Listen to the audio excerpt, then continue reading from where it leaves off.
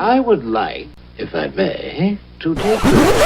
And now for something completely different. Alrighty then, we have finished our day. It has gone from raining to shiny to sunny to now overcast and cloudy again. It was much warmer than it is right now. Feeling the air. I have the doors open, the windows open on the Gopher, and it's kind of cool. I'm still going to leave them open, so we might have some wind noise.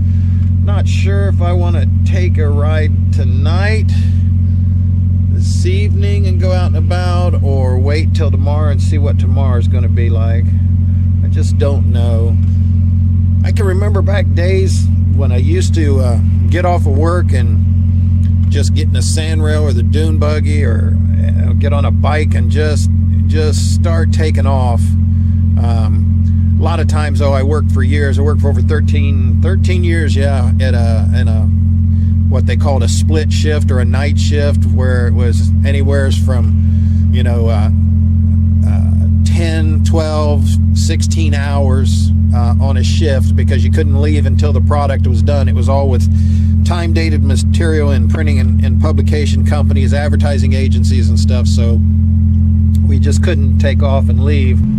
So it was, when you got done, and then you're so geeked up, you're just so wound from working that hard, that many hours, that and all the chemicals that we were breathing from the inks and this is way back before OSHA would even do anything. And of course, they gave you notification a week before they'd come in that they were going to come in and do a walkthrough or an air sample test.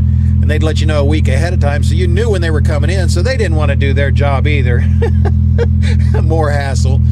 But you'd get off from that and be so geeked up you couldn't sleep, you couldn't do anything, and you knew you had to come right back in 4 hours or 5 hours, if you got that much sleep at all, and try and eat and get right back in. A lot of guys, that's a lot of relaxation by chemical additives happened way back when. Oh my gosh, no way! Or a lot of chemistry for endurance.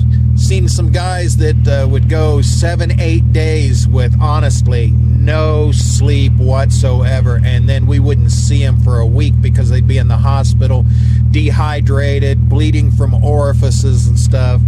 It was bad enough that you'd get all that ink, paint, chemicals, and paper dust in your nostrils and be picking rainbow boogers for days. Too much information.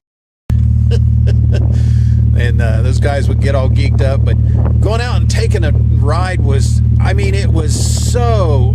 the relaxation of it was just something else. I'd get in my sandrail, I'd fill that little teeny tank up. It only held 9 gallons in the fuel cell, and I would take off and I would run and just go down every country road, side road, back street, cornfield, drainage ditch. There are so many ways to get from here to Dayton, on the other side of Dayton, all the way back, and never touch a real road. Never.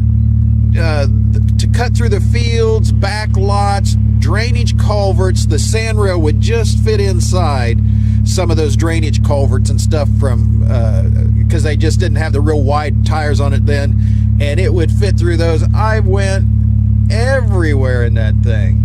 Of course, motorcycles were the same way. The trikes weren't as stable off-road, but motorcycles, you could take that Kawasaki and it would go, that H1, that 500cc triple head, it would go and go and go, and you could just about go any place as long as it wasn't like soupy mud.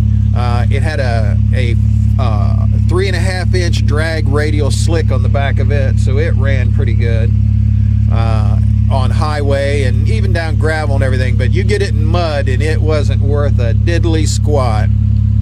Real narrow front end, had the old Avon really narrow front ends on it, and it had a tendency to follow rain grooves. When they started cutting the rain grooves in those highways and bridges, that front tire would follow those rain grooves like crazy. Had a big steering dampener on it, steering stabilizer on it, but it would still twitch you around. But yeah, to get off of work and just take off on an evening, or actually during the day since I work night, and just take off and ride. So if I got out of there at, 6 o'clock, 7 o'clock in the morning, the sun was coming up, you could grab a little food. A lot of the places around Fairborn, Dayton would open for us because they knew we worked those swing shifts. And we would just go out, and it was just riding. And a lot of times I ended up riding by myself. I did enjoy riding with a group, but then they would get silly or do something, whatever, and then you're with the group, and then you're associated with the group whether you did something or not. So it kind of got a little crazy. Sometimes I like riding just to ride by myself, and I would go, man, just go. And I missed that so much for all the years that I was confined. Shame. That was one of the things I missed the most, was just being able to straddle it and go. Slip into the bucket of that sandrail or one of the dune buggies and just go. Now the dune buggies I just usually cruised in, but the sandrails, when I got in those, man, I was up for I'd be going down the highway at 50, 55 mile an hour and see a break in a fence, and I was out. Now that's gotta hurt. I mean, it was that's one of the reasons my dad never liked riding with me back then, because I'd see a mud puddle or a split in the fence, and I would jump right off the highway and just go right off into it, through it, around it, down into it, and he would just lose his mind. But so I mean, if I get the Flossie track done, I'd like to get some more of those rides in, because with the Gopher I really enjoy it, but I don't like running her too hard, too long, getting her too hot and stuff, because it is my everyday ride. It's what I have to depend on to get to wherever I need to go within a reasonable amount of distance.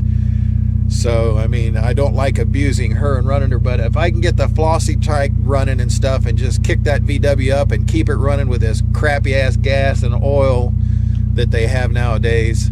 Well, it's good gas and oil for new cars. Well, no, not really. It's kind of harmful for some of the new cars. But if I could do that and just go, I mean, I'm going to be out and about. So that's one of the things, but I just want to do that so much again. And of course, now that I feel I'm just rambling on, and not on purpose and not trying to force it. Most of the time I'm just getting the mental image envisionment of just being able to go and go and go, and I miss that so much. Yap. So I think I'm going to take off and head towards home, and like I said, hopefully maybe tomorrow we'll make a longer run. We'll see what happens, see what goes on, and see how that all fits in with the scheme of everybody else's plans that they all have. So the bar crowd's starting to come in. They're all hunting for places to park, even though it says do not park here. And we will see what happens, because I'm going to get out of here and out of their way, because they're nuts and crazy. Let's ride.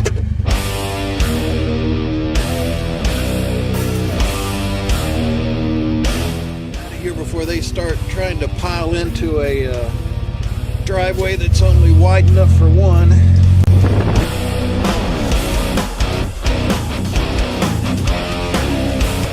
Wow, that wind is horrendous blowing down this street.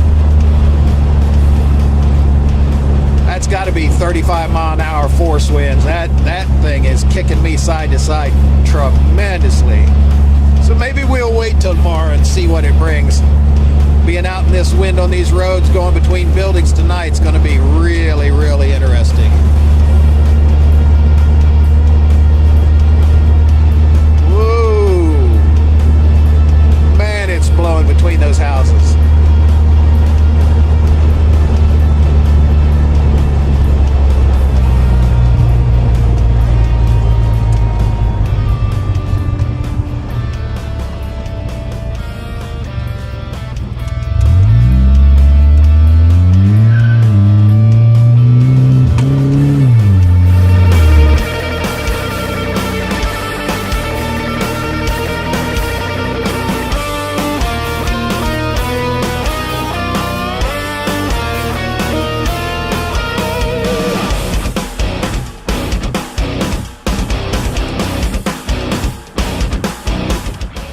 see the tops of these trees, but the tops of these trees that are swaying back and forth up over here, they are really moving because that wind is blowing.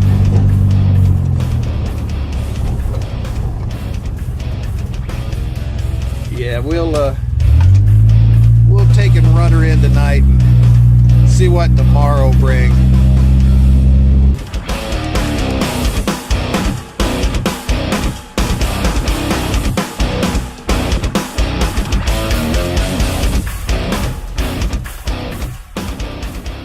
Alrighty, we made it home.